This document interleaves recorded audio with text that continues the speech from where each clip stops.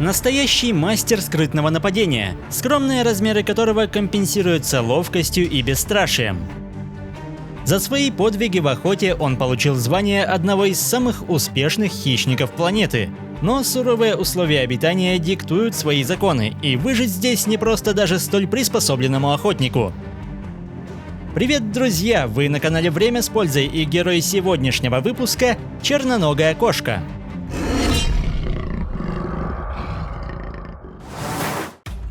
Черноногая кошка является самой маленькой среди всех представителей кошачьих Африки. Длина ее тела, без учета относительно короткого хвоста, не превышает и половины метра, а средняя масса менее 2 килограмм. Во всем мире чуть более скромными размерами обладает лишь обитающая в Азии ржавая кошка.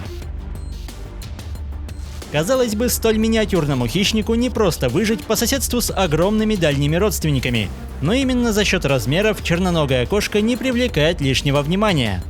Как правило, для крупных хищников здесь хватает потенциальной добычи сопоставимых размеров, и тратить силы на поиск и погоню за мелкими мишенями у них нет ни времени, ни желания. Что касается небольших охотников, найти такую цель, как черноногая кошка, невероятно сложная задача, поэтому предпочтение отдается более многочисленным и легкодоступным обитателям саванны.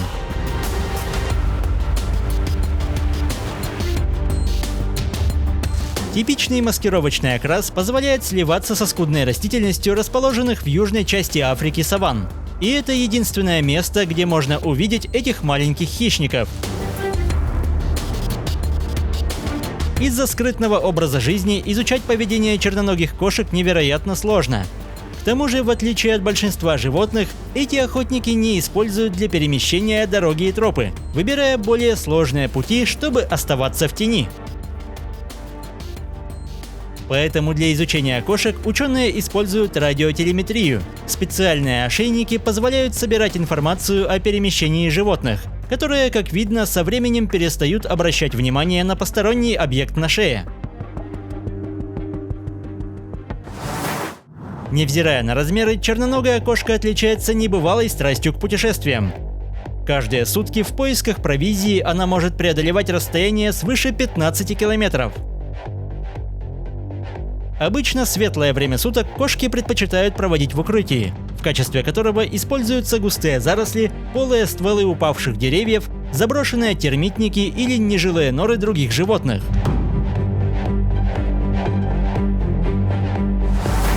Острые втяжные когти не лучший инструмент для копания, но, занимая чужие убежища, кошка способна расширять их и обустраивать для более удобного и безопасного отдыха.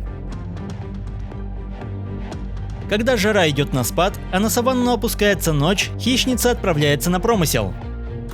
Как и полагается умелому охотнику, у нее обострены все органы чувств. Невероятное ночное зрение различает малейшее движение. Острый слух не пропускает еле слышного шороха, а развитое обоняние дополняет картину, что важно не только при выслеживании добычи, но и для защиты от врагов. Причем, когда кошка загнана в угол, она защищается настолько яростно, что за размеры и храбрость местные жители прозвали ее муравьиным тигром. В суровых условиях саванны выбор подходящих мишеней довольно скудный, поэтому внимание кошки привлекают как насекомые, так и опасные скорпионы и змеи, однако их доля в рационе ничтожно мала. Все же приоритетными целями становятся грызуны, поймать которых не всегда так просто. За доли секунды цель способна исчезнуть в укрытии. Птицы кажутся еще более сложной мишенью, но упускать шанс нельзя, и для успешного сближения хищник использует все свое мастерство, включая бесшумное перемещение с учетом естественных укрытий в виде скудной растительности.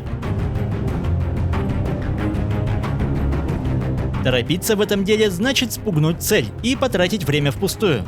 Но когда до мишени остаются считанные шаги, медлить уже нельзя. Скромный вес и необычайная ловкость позволяют кошке выполнять невероятно стремительные и точные прыжки высотой до 1,5 метров, поэтому даже птицам далеко не всегда удается избежать цепких когтистых лап. Всего в рационе ночного охотника около 40 видов позвоночных животных, и за одну ночь кошка способна поймать до 15 мелких созданий.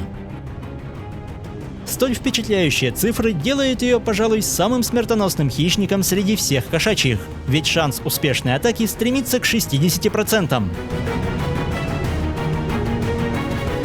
Порой кошке удается застать врасплох цель, заметно превышающую ее в размерах, и она отлично знает, как усмирить подобную добычу прицельным укусом в шею. Острые зубы играют в этом решающую роль, и в случае успеха необходимость в дальнейшей охоте отпадает, ведь такого трофея с лихвой хватит, чтобы утолить голод.